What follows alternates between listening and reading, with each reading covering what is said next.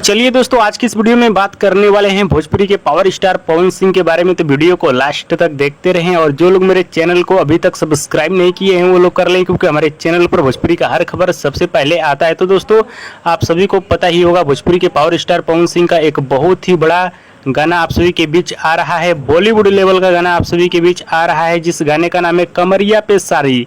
जी हाँ दोस्तों, गाने का नाम है कमरिया पे साड़ी। इस गाने को लिखे हैं बॉलीवुड के राइटर साबिर अहमद, जो कि पहली बार पवन सिंह को गाना लिख के दिए हैं और पवन सिंह गाए हैं। और गाने का रिकॉर्डिंग, डबिंग सब कुछ कंप्लीट है।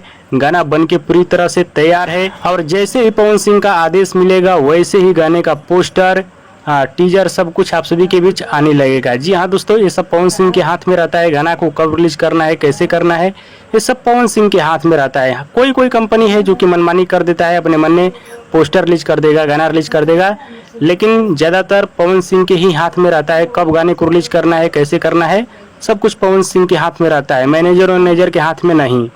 हाँ, तो आप लोग तैयार रहिए, जैसे ही पवन सिंह आदेश देंगे कंपनी को वैसे ही पोस्टर आप सभी के बीच आ जाएगा। वीडियो पसंद है तो ज़्यादा लाइक करें, कमेंट करें, शेयर करें, सब्सक्राइब करें। धन्यवाद दोस्तों।